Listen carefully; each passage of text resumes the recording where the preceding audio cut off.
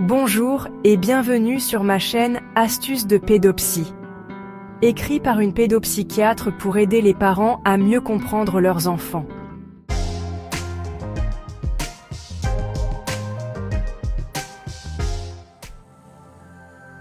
L'anxiété chez l'enfant est une réaction naturelle dans son développement. Aujourd'hui, nous allons parler de l'anxiété, de comment la reconnaître.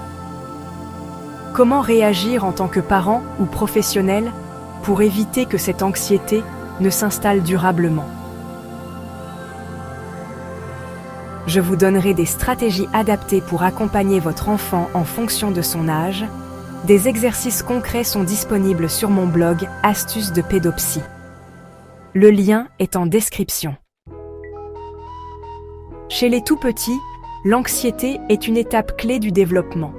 L'une des formes les plus fréquentes est l'anxiété de séparation, qui apparaît souvent autour de 8 mois et atteint un pic vers 18 mois. Cela s'explique par un développement cognitif majeur. Le bébé commence à comprendre que ses parents existent, même lorsqu'ils ne sont plus dans son champ de vision. Mais il ne sait pas encore quand ils vont revenir. Cela peut provoquer une grande détresse à chaque séparation. Bébé pleure ou s'accroche dès qu'un parent quitte la pièce. Il dort difficilement en l'absence de la figure d'attachement et manifeste du stress dans un nouvel environnement. Mais alors, comment l'aider dans cette phase de son développement? Ritualiser les séparations, dire au revoir toujours de la même manière, de façon calme et prévisible. Utilisez un doudou transitionnel qui porte votre odeur pour le rassurer. Jouer à coucou caché pour lui apprendre la permanence de l'objet, et donc des personnes. Ce qu'il faut éviter. Les départs furtifs, partir en cachette ne fera qu'amplifier son insécurité. À cet âge, il ne faut pas chercher à supprimer l'anxiété de séparation, mais à l'accompagner progressivement pour aider l'enfant à développer une sécurité intérieure. Vers 3 à 6 ans, l'imagination des enfants devient extrêmement fertile. Et avec elle, de nouvelles peurs apparaissent. Peur du noir, des monstres, des bruits étranges. Ce sont des peurs développementales normales, mais elles peuvent devenir envahissantes. L'enfant refuse d'aller seul dans certaines pièces. Il a du mal à dormir sans lumière. Il exprime ses craintes sous forme de questions récurrentes. Comment l'aider dans cette phase de son développement?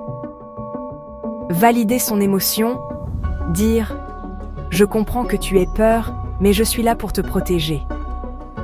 Les jeux thérapeutiques, le jeu du chasseur de monstres avec une lampe torche pour apprivoiser la peur du noir.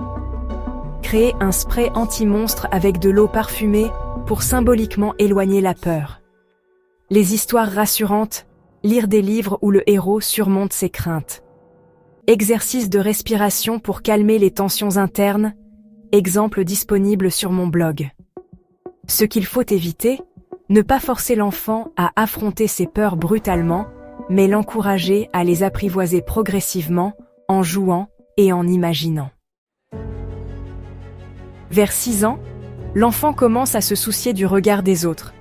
Il peut ressentir une pression à l'école, une peur de l'échec ou du jugement des camarades. L'anxiété sociale se manifeste parfois à travers des signaux corporels comme des maux de ventre avant l'école. Les signaux d'alerte sont les suivants. Il évite les interactions sociales. Se plaint souvent de maux de ventre ou de tête avant certaines activités. A du mal à s'endormir en pensant à ses devoirs.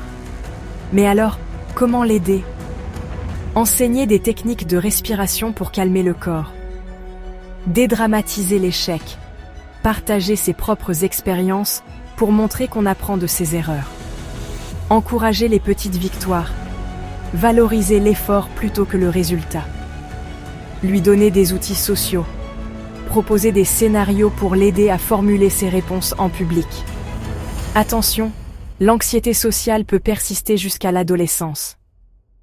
Plus l'enfant est encouragé à développer des stratégies d'adaptation positives, plus il gagnera en confiance.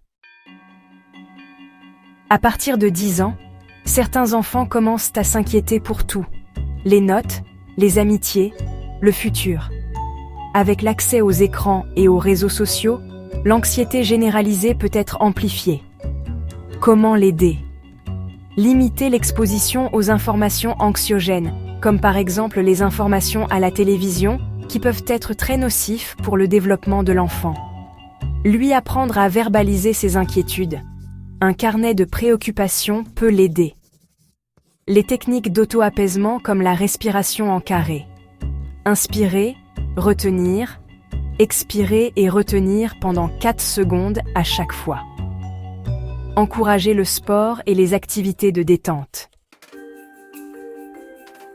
Quand consulter un professionnel, si l'anxiété dure plus de 6 mois, perturbe fortement le quotidien, ou entraîne des crises de panique, ou un changement de comportement, la thérapie cognitive et comportementale est souvent très efficace pour aider l'enfant à mieux gérer ses peurs. Si cette vidéo vous a plu, n'hésitez pas à liker, à vous abonner à ma chaîne et à activer la cloche des notifications pour ne manquer aucune de mes prochaines vidéos.